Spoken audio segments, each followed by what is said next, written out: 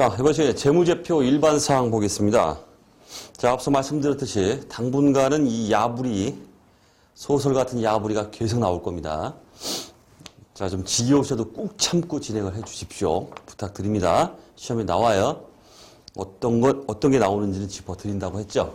네, 지겨워도 꾹 참고 진행하시기 바랍니다. 자, 먼저 이제 회계 공준 기본 과정 나오고 있는데, 재무제표를 작성함에 있어서 이러한 가정하에 재무제표를 작성하겠다. 이게 바로 회계 공준이에요. 자, 지금 회계 공준.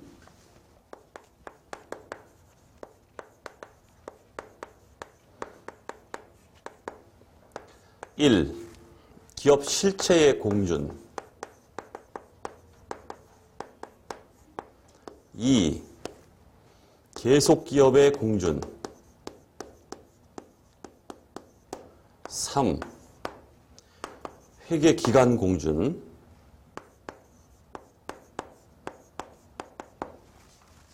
3개 나오고 있죠? 사지선단하기 좋죠. 자, MVP 치겠습니다. 자, 일단 이 타이틀을 묻는 문제. 다음 중 현행 회계기준상 회계공준 기본 과정이 아닌 것은 해서 먼저 나오는 게 바로 이 세 가지입니다. 암기하셔야죠, 뭐. 자, 맨 밑에 있습니다. 맨 밑에. 어떤 게 섞여 나오느냐. 맨 밑에 보면 주의에 있어요. 화폐 측정의 공준이라는 게 있습니다. 좋은 얘기인데, 재무제표는 화폐로 작성되어야 된다. 자, 이런 얘기예요. 당연히 들어가겠죠. 하지만 현행 회계 기준에서 인정되는 회계 공준으로는 들어가 있질 않아요. 됐습니까? 기업 실체의 공준, 계속기업의 공준, 회계기간 공준, 여기까지 언급하고 있기 때문에 규정상 이게 없다 이런 뜻이에요. 이건 당연히 옳은 말이긴 하죠. 하지만 규정상 그렇다는 뜻이에요. 이건 없다는 뜻입니다. 자, 이 네 개가 섞여 나올 때 저 화폐 측정의 공준을 답으로 골라주셔야 돼요. 회계 공준이 아닌 것은 하고 나올 때. 됐습니다. 자, 그것부터 자 보셔야 되고. 자, 결국 뭐 화폐 측정의 공준이라는 건 화폐로 이제 측정이 돼서 해야 된다. 재무제표는 100만 원 이렇게 돼야지 뭐 쌀 10가만이 이렇게 되지는 않죠. 그런 식으로. 맞는 말이지만 회계 공준으로 규정되어 있지는 않다. 저는 얘기입니다. 자, 하나하나 보겠습니다. 자, 기업 실체의 공준 먼저 나오고 있어요. 자, 특정 기업 실체를 그 소유주나 다른 기업체와는 독립적으로 존재하는 특정 회계 단위로 간주하고 그 경제 활동에 대한 재무 정보를 측정 보고하는 것이다. 참 야불이 정말 소설 같은 얘기죠. 어쩔 수 없어요. 이 얘기는 기업 실체, 기업을 경영자나 소유주와 분리시켜라 이런 뜻이에요. 경영자와 소유주가 한 거래가 있겠죠. 그 거래와 기업이 한 거래와는 별개의 것이다 이런 뜻이에요. 그 얘기입니다. 자, 그게 바로 기업 실체의 공준이고, 자, 주의에 자, 기업을 소유주와 동일 실체로 간주하는 것이 아니며 이렇게 나오고 있죠. 우리 객관식에 소유주와 동일 실체로 간주한다 이렇게 하면 틀려요. 위에 나왔듯이 그 소유주나 다른 기업체와는 독립적으로 존재하는 이렇게 되어 있습니다. 소유주와 동일 실체로 간주한다 이런 식으로 말장난이 나올 수 있다 이런 뜻이에요. 자, 그다음 법적 실체와도 구별이 된다 이렇게 되어 있습니다. 법적 실체. 자, 이건 참고입니다. 참고. 자, 이건 선생님이 그냥 우리 회계 이론적인 얘기인데 이런 얘기가 나와요. 법적 실체라는 개념이 있고 경제적 실체 이런 게 있어요. 이건 회계 이론적 얘기이기 때문에 그냥 듣고 그냥 버리십시오. 그냥 참고입니다. 제가 진짜 참고 쓰레기 이런 얘기 하면 그냥 듣고 버리라고 그랬죠. 그냥 선생님 잘난 척 할게요. 잘난 척.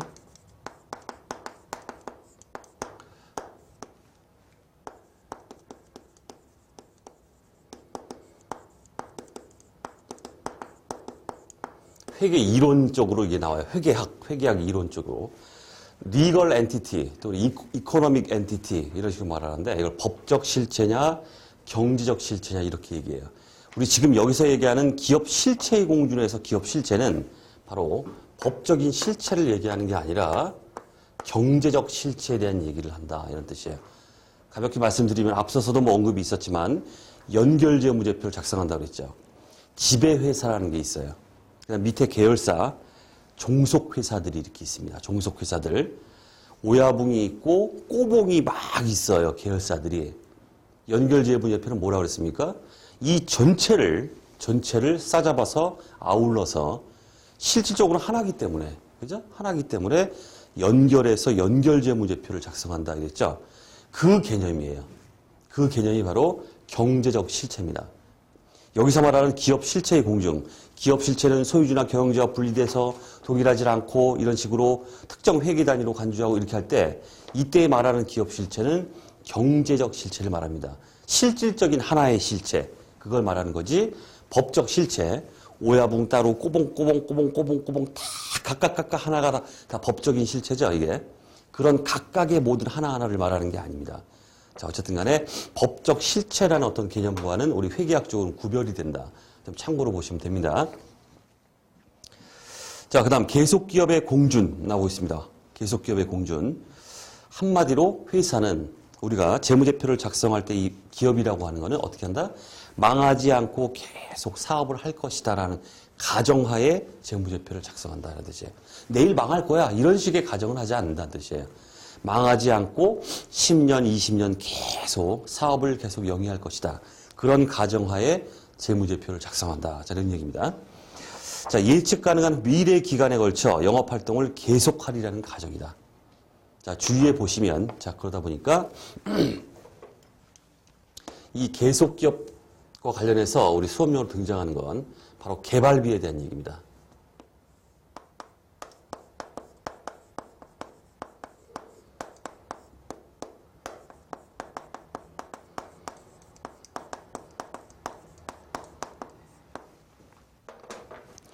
자, 밑에 보면은 개발비는 미래 경제적 효익의 유무로 자산인식 여부를 가리므로 계속기업이 보장되지 않는다면 자산으로 계상 불가하다. 이렇게 돼 있죠.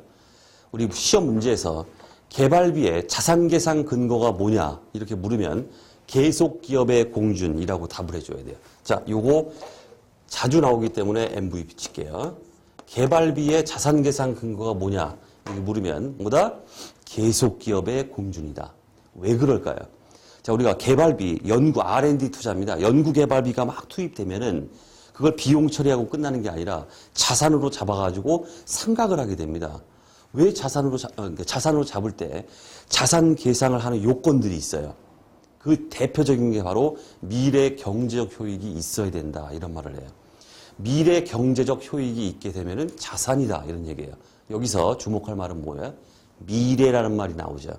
벌써 보는 눈 자체가 미래 경제적 효익이 있다 없다로 개발비를 계상한다. 이 얘기는 미래 기간에 회사는 계속 사업을 할 것이라는 가정이 깔려 있는 거예요. 그렇기 때문에 개발비를 계상하는 거예요. 미래 사업을 계속 할 것이다. 계속 기업의 어떤 공들이 깔려 있지 않으면은 개발비라는 게 의미가 없어요. 이거는. 자, 우리 문제에 등장할 때 개발비의 자산 계상 근거, 계속 기업의 공준. 틀리면 절대 안 됩니다. 자, 그다음 참고로 이제 그 계속기업 공준과 관련해서 이제 우리 회계학적으로, 회계 이론적으로 참고입니다. 파생된 회계 개념의 사례가 나오고 있습니다. 첫 번째가 이제 기간 개념 돼 있죠. 기간 개념. 기간이라는 거, 제 1기, 2기, 3기 나눈 이유가 뭐예요? 회사가 계속 사업을 할 거기 때문에 1기, 2기, 3기라는 게 의미가 있지. 내일 망할 거야 그러면 뭐 1기, 2기, 3기 나눌 필요가 없죠.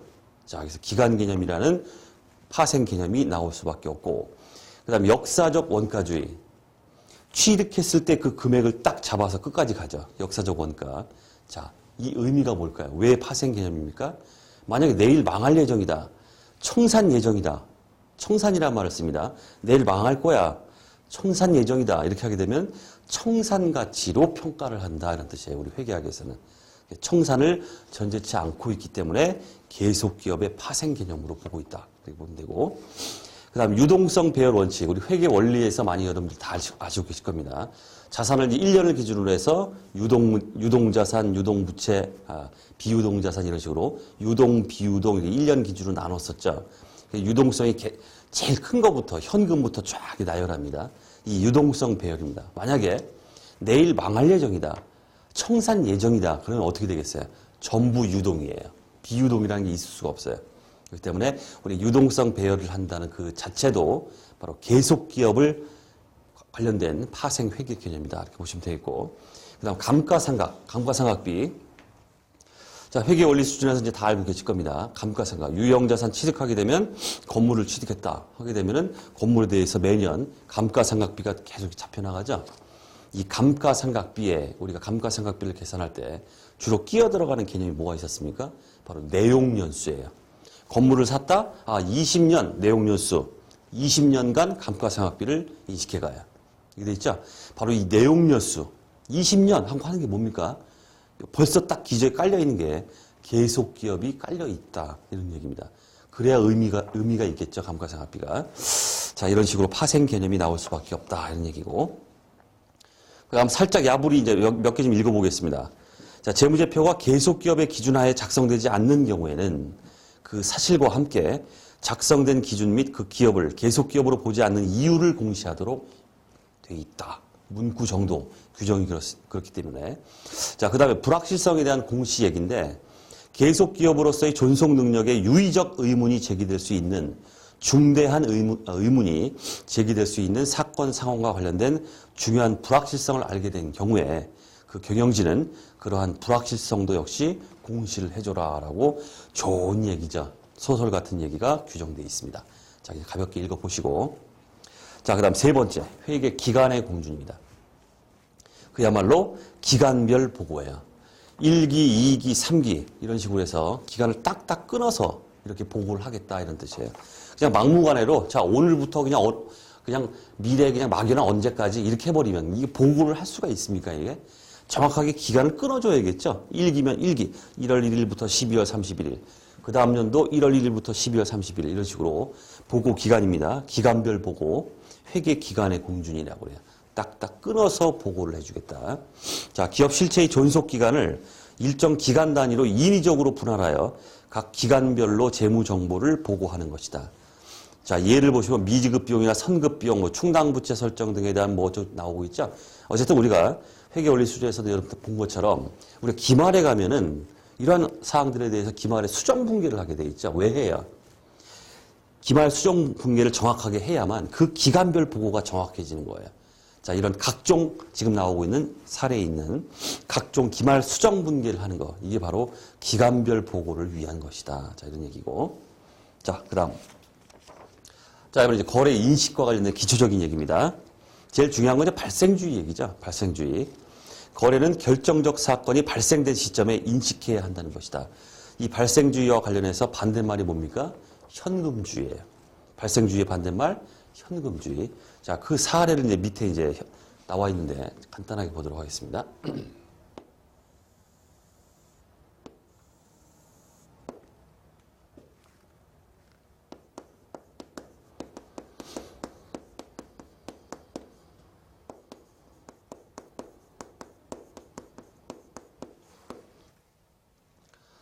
자, X 1년에 누군가에게 돈을 빌려줬습니다.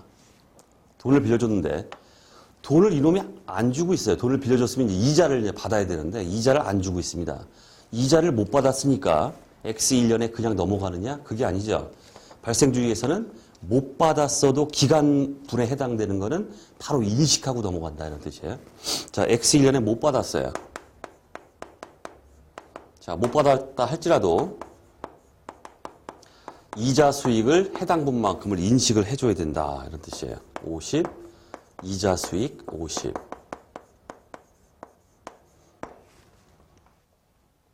자, 하지만 현금주의에서는 못 받았다. 그러면 회계 처리 안 해요. 얘는 뭐다? 현금 박치기예요. 현금 들어와야 수익이다. 하지만 발생주의에서는 못 받았어도 이자 수익을 인식하고 미수이자라는 자산을 인식하도록 이렇게 돼 있죠. 기본적인 우리 회계 원리 얘기입니다. 다음 연도 가서 이제 드디어 돈을 받았다 하게 되면 발생주의에서 현금 50 들어왔다 하고 잡아놨던 미수이자죠. 얘를 털어버리는 이러한 회계 처리를 하더라. 현금주의 어때요? 돈 받았죠. 현금 박치기. 돈 들어왔어요? 들어왔을 때 인식한다. 현금 50, 이자 수익 50. 결국 얘가 이제 이렇게 없어져 버리면 실질은 똑같죠. 현금 이자 수익 똑같습니다. 그렇다 할지라도 기간별로 이렇게 발생 시점에서 이런 발생 이연 계정이라고 하죠. 이런 것들이 잡혀나가는 회계 처리. 이게 바로 발생주의에 의한 것이다. 현행 회계에서는 현금주의는 인정되지 않는다.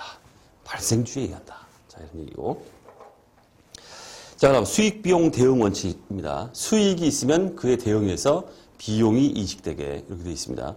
매출을 했다. 매출한 수익이 발생했다. 하게 되면 매출과 대응해서 매출 원가라는 비용이 대응돼서 인식이 된다. 자, 그런 식으로 발생 수익과 그 수익 창출을 위해서 지출된 비용을 서로 대응시켜야 한다는 원칙이다 해서 그 사례 뭐 감가상각이나 충당부채, 수익적 자본적 지출의 구분, 차입원가의 자본화 이런 것들이 나오고 있죠. 앞으로 우리가 다 볼 내용들이에요. 자, 뒤에 다 나옵니다. 여러분들이 이제 괴롭힐 것이다. 이런 뜻이에요. 이런 것들이. 그 다음, 재무제표의 구성이다. 자, 첫 번째로 기초적인 거죠. 기초적인 건데, 이제 중요한 거는 바로 재무상태표.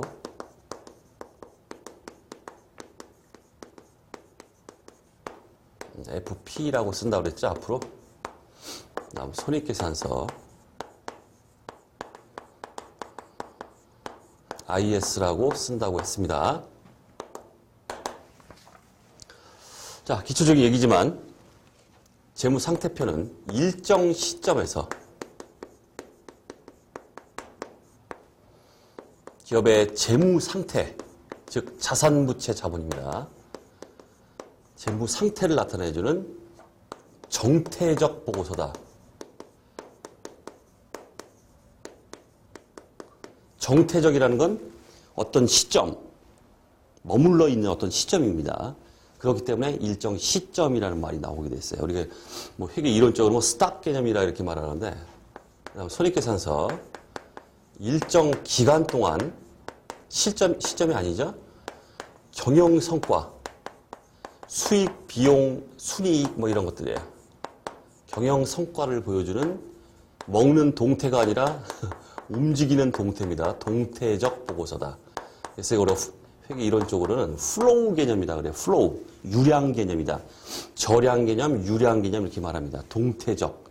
일정 기간이기 때문에 그래요. 1월 1일부터 12월 31일까지 우리 회사는 이러한 장사를 했습니다. 라는 거예요. 그 다음에 이거죠. 12월 31일 그 시점에서 바라봤을 때 자산부채 자본의 금액이 얼마입니다. 라는 걸 보여주는 거. 정태적, 동태적. 자, 이렇게 기본적인 사항이죠. 이걸 묻는 문제가 또 꽤 등장합니다. 희한하죠? 기본적인 건데. MVP 칠게요. 자, 그다음 현금 흐름표 보시면은 현금 흐름표는 뭐 우리 시험 수준이 아니라 간단하게 이제 언급하고 이제 끝나버리는데 디테일하게 좀 들어가면은 그 현금 흐름표, 현금의 유입과 유출 내용을 활동별로 적정하게 표시하는 보고서다. 재무제표 하나죠. 중요한 재무제표입니다. 자, 그래서 현금 흐름표는 현금 흐름을 세 가지로 나눠요. 이거는 우리 뒤에 이제 현금 흐름표에서 보긴 볼 건데 미리 나왔습니다. 보면은 영업활동, 투자활동, 재무활동 이런 식으로 해서 활동을 세 개로 구분해서 활동별로 현금이 내가 가지고 있는 게 얼마인지 현금 흐름, 현금에 관한 정보를 제공해 준다 이런 얘기예요. 자, 종정모 요것도 현금 흐름표의 현금 흐름이죠. 영업활동, 투자활동, 재무활동. 다른 말을 또 만들어요. 무슨 활동을. 그래서 낑겨 들어가는데 그것도 좀 주의하시고. 세 개입니다. 영업활동, 캐시플로우. 현금 흐름 우리가 캐시플로우, CF라고 앞으로 쓸 거예요. 그런 식으로. 그다음 투자활동, 캐시플로우. 그다음 재무활동, 캐시플로우. 이렇게 돼 있어요. 자, 영업활동은 그야말로 영업과 관련된 거기 때문에 매출이나 매입이죠. 이런 거 관련된 현금 흐름을 얘기하는 거고. 그다음 투자활동은 이제 토지나 건물 등 자산의 취득이나 처분, 자산을 취득하고 처분하면서 돈이 나가고 들어오고 있죠. 자, 그런 거. 그다음 재무활동은 우리 부채나 주식 관련된 그런 것들입니다. 부채를 차입했다. 차입금을 차입했다 그러면 돈이 들어오죠. 차입금을 상환했다 그러면 돈이 나가죠. 주식을 발행했다 그러면 돈이 들어오죠. 유출, 유입 따지게 됩니다. 자, 어쨌든 영업활동, 투자활동은 우리 재무상태표의 차변이다 이렇게 보시면 돼요. 그 다음에 재무활동 현금 흐름은 우리 재무상태표의 대변 쪽이다. 부채 자본. 자, 이렇게 보시면 됩니다. 자, 그 다음에 자본 변동표. 이거는 우리 수험 수준이 아닙니다. 하지만 우리 아부리 나와요. 잠깐만 보시면은 자본 변동표.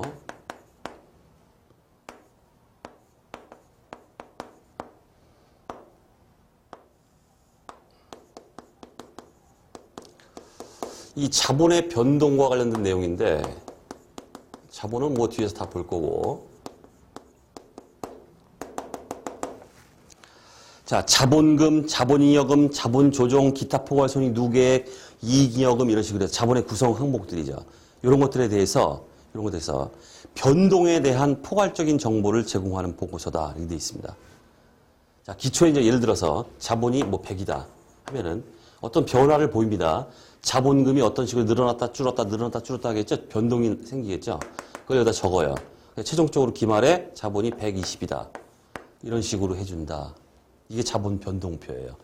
우리의 시험 수준은 아니에요. 하지만 대략적으로 이런 것이다라는 걸 알고 있어야 되고, 그 다음 중요한 거는 바로 요거예요.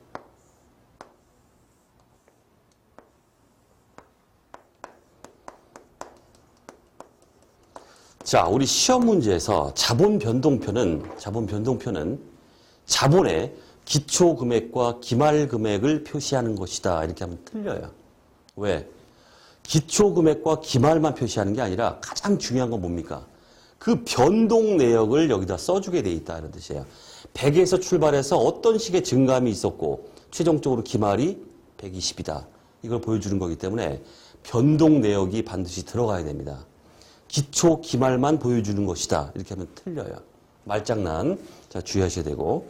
자, 그 얘기가 이제 밑에 주위에 나오고 있죠. 기초 잔액, 기말 잔액만 표시하는 것이 아니다. 이게 종종 우리 말장난으로 등장합니다. 이게 등장해요. 자, 주의하셔야 되고. 자, 그 다음에 그 주석이 나오고 있습니다. 앞서서 말씀드렸던 것처럼 재무제표에 이제 주석이 포함되죠. 주기는 포함되지 않습니다. 자, 재무제표를 이해하는 데 필요한 추가적인 정보를 본문과 별도로 별지에 작성을 해주는 게 이 주석이다. 그 다음 밑에 주위에 보시면 이익잉여금 처분계약서는 재무제표가 아니라고 그랬죠. 하지만 우리 기타 법률입니다. 상법이나 어떤 관련 법률들이 있어요. 그런 법에서, 법규에서 이익잉여금 처분계약서 작성을 요구하는 경우에는 재무제표는 아닙니다. 어쨌든 아닌데 요구하는 경우에는 주석에 공시해야 된다라고 규정을 하고 있습니다. 문구 정도.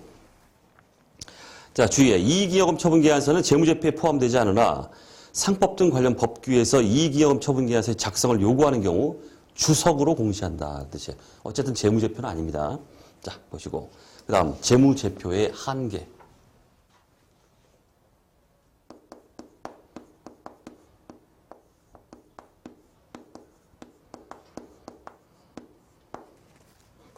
자, 이 재무제표의 한계, MVP.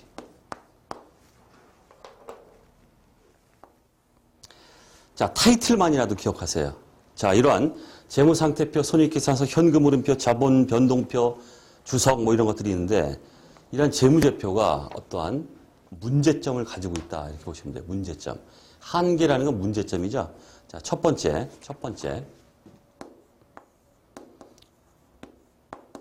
화폐 측정이에요.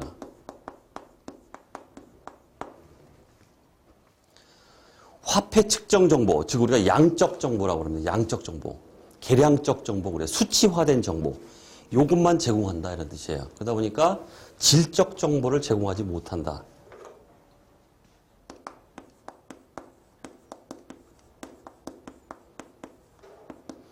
자, 이러한 문제점을 가지고 있다 이런 뜻이에요. 수치화돼서 얼마, 100원, 200원, 300원 이렇게 수량화돼서 계량화돼서 양적인 정보를 제공하지만 재무제표를 보면서 재무제표 질적인 정보라는 건 뭐겠습니까? 어떤 외상 매출금이나 어떤 거래처가 있으면은 재무제표를 보면서 이건 우량 거래처야, 이건 불량 거래처야 이런 거, 이건 적대적 거래처야, 호의적인 거래처야. 매출 채권을 보면서 이건 회수 가능성이 충분해, 회수 가능성이 없어. 이러한 것들이 질적 정보예요. 그걸 재무제표를 보면서 알 수 있어요?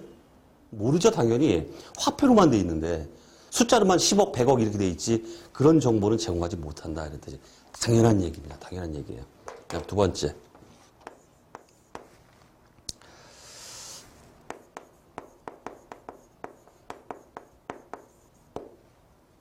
당연한 얘기죠? 과거 정보다 이런 뜻이에요. 재무제표는 과거에 이미 발생된 어떤 사건 거래들을 추스리는 절차다 그랬습니다. 그렇기 때문에 과거 발생 거래나 사건의 정보를 제공하는 것이지 미래 정보를 제공하는 데는 한계가 있다 이런 뜻이에요.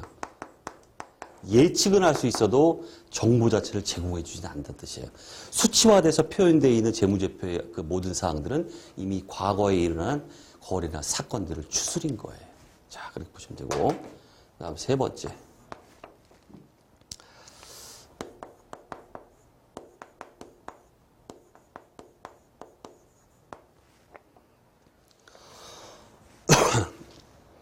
추정에 의한 측정 정보를 제공한다 이렇게 돼 있죠. 그 대표적인 예가 이것도 알아두셔야 됩니다. 자, 우리 감가상각에서 내용연수, 감가상각을 할 수명이죠, 수명. 10년, 20년 이런 것들이 다 추정치예요. 추정치입니다. 아주 정확하게, 아주 정확한 재무제표가 되기 위해서는 재무제표에 이런 추정 정보가 들어가면 안 돼요, 원칙적으로. 하지만 현행 회계에서는 어쩔 수 없이 들어가고 있죠.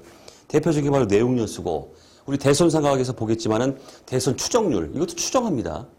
대략 한 2%가 뜯길 것 같아. 뭐 이런 식으로 해서 회계처리가 들어가고, 그 다음 충당부채에 대한 얘기, 이런 것들도 다 추정입니다. 이러한 추정 정보가 들어가다 보니까 문제점이 뭐겠어요?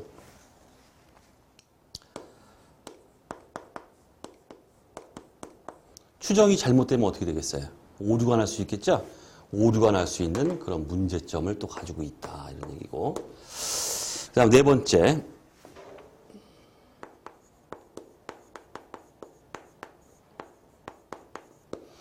자, 재무제표가 나타내는 보면은 어떤 특정 기업이죠. 주 삼성전자의 재무상태표, 손익계산서 이런 식으로 어떤 특정 기업에 관한 그 기업 실체에 관한 정보만 제공하는 것이지 그 재무제표를 보면서 산업 전반에 관한 정보가 나옵니까?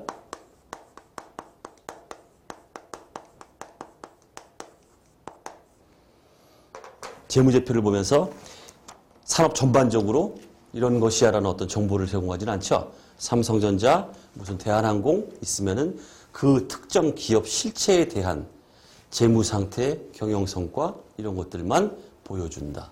산업 전반에 관한 정보를 주지는 못한다. 이런 문제점이 있다는 뜻이에요. 자, 이 재무제표의 한계가 이런 식으로 해서 지금 말씀드렸던 얘기죠. 우리 지금 교재 그 표에 있는 내용이죠. 하나도 뺄 게 없어요. 다 언급이 돼요. 질적 정보를 제공하지 못한다는 한계가 있다. 미래 정보를 제공하지 못한다. 산업 전반에 관한 정보를 제공하지 못한다. 뭐 이런 식으로 해서 하나도 뺄 게 없습니다. 요게 종종 등장합니다. 항상 등장하는 건 아니고 어쨌든 간에 자주 등장하는 거다. 모든 시험에 이게 자주 나와요. 심지어 세무사 회계사 시험까지 나왔어요. 이게 자주 등장합니다. 자, 그렇게 해서 이번 시간은 정리를 해 주시면 되겠습니다. 계속 말씀드리지만 지루한 얘기가 계속되고 있습니다. 어쩔 수 없다 그랬죠? 맥은 짚어드릴 테니까 충실히 따라오십시오. 자, 이번 시간 강의를 마치도록 하겠습니다.